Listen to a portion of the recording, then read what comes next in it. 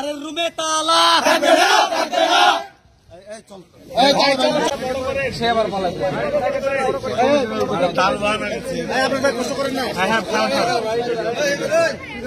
Ready হচ্ছেন একটু ফাঁকা হও, একটু ফাঁকা হও।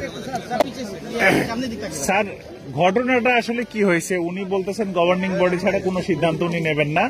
আপনি আসলে অনুমতিটা কোথায় পেয়েছেন, এখন আসলে কি হতে যাচ্ছে একটু বলেন। ধন্যবাদ আপনাদের। মহান রাব্বুল আলামিনের অশেষ রহমতে আমি আজকে জয়েন করতে, আমার ছাত্র জনতা যারা ছিল তারা নিয়ে এসে আমাকে জয়েন করতে এসছে।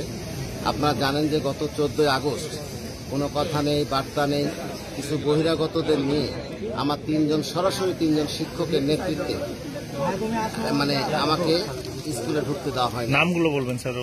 হ্যাঁ, আপনাদের এখানে শফিকুল ইসলাম কোচি, যিনি ভারপ্রাপ্ত দায়িত্বে আছেন, তিনি 3 নম্বর সিনিয়র। বাংলাদেশের বিদ্যমান আইনে শিক্ষা প্রতিষ্ঠানে যদি প্রিন্সিপাল বা শিক্ষা প্রতিষ্ঠান প্রধানের মানে অনুপস্থিতিতে যিনি নেক্সট সিনিয়র তিনি দায়িত্ব পাবেন, কিন্তু এখানে দুর্ভাগ্যজনকভাবে যিনি নীল নকশা করে আমাকে মানে বিতরণ করার নীল নকশায় ছিলেন তিনি দায়িত্বে আছেন। যাই হোক, আমাকে কোনো গভর্নিং বডি থেকে, পুলিশ কমিশন অফিস থেকে কোনো রকম শোকজ, কোনো রকম তদন্ত কমিটি, কোনো রকম রেজিস্ট্রেশন ছাড়াই মাত্র 3 লাইনের একটা চিঠিতে অব্যাহতিপত্র দিয়েছিল, যেটা পুলিশ কমিশনার, তৎকালীন পুলিশ কমিশনার, গভর্নিং বডির সভাপতি। তা আপনাদের অশেষ দোয়ায় গত 15 ডিসেম্বর মহামান্য হাইকোর্ট আমার পক্ষে রিট আবেদন করেছিলাম, আমার পক্ষে রায় দিয়েছেন এবং সেখানে বর্তমান ভারপ্রাপ্ত অধ্যক্ষকে অবৈধ ঘোষণা করা হয়েছে, আমাকে সেখানে বহাল করা হয়েছে, রিনিশ্চিত করা হয়েছে। সেই চিঠি আপনাদের আমি কপি দিচ্ছি, আপনারা দেখতে দেখি কপি। আজকে কি পরিস্থিতি? আজকে আমার বর্তমান প্রাক্তন শিক্ষার্থীরা বাসা থেকে নিয়ে এসছে যে স্যার হাইকোর্টের রায় পেয়েছেন, মহামান্য হাইকোর্ট রায় দিয়েছে। আমি যেটা গভর্নিং বডির সভাপতি মাননীয় পুলিশ কমিশনার স্যারকে দিয়েছি, তাকে আমি হাইকোর্টের রায় বাস্তবায়নের জন্য দিয়েছি। উনি আমাকে বলেছেন যে ঠিক আছে আপনি যান, আমি ব্যবস্থা নিচ্ছি। কিন্তু এখন পর্যন্ত কার্যকরী কি পদক্ষেপ নিয়েছেন আমি জানি না। কলেজে এসে কি দেখলেন?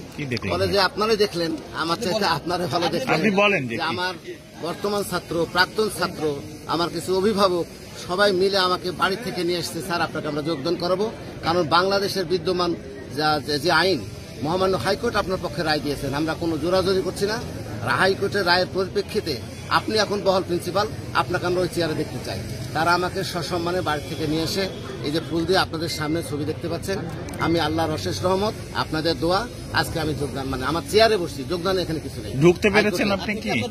আমি এখন এখানে ভারপ্রাপ্ত যিনি তিনি এখানে আছেন, আমি শুনলাম তিনি রুমের চাবি দিতে অপারগতা প্রকাশ করছেন। আমার ছাত্র বলছে তালা ভেঙে ঢুকাবো। আমি বলছি বাবা তোমরা আইন নিজের হাতে নিও না, তোমরা নিয়ম মোতাবেক আমাকে যেহেতু আমি বসবই, আমি আইন এই যে আপনাকে আমি দেখাচ্ছি হাইকোর্টের রায় 15 ডিসেম্বরের, এই রায়ের পরিপ্রেক্ষিতে আমি এখন বহাল প্রিন্সিপাল, কাজে আমি চেয়ার অবশ্যই বসবো। তোমরা যেহেতু নিয়ে আসছো, তোমরা চাচ্ছ, এখন আমি দেখি যে আইন কি বলে, ছাত্ররা কি বলে। আমি অধ্যক্ষ গোলাম,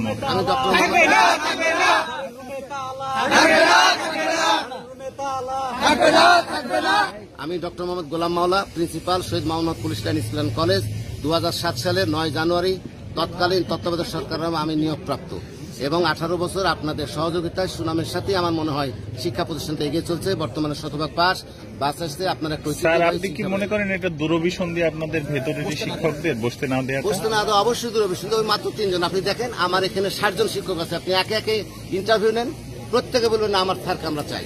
আমার ছাত্রদের বলেন, আপনি স্লোগানও শুনছেন, কিন্তু আমি আইন হাতে নিই নাই, আমি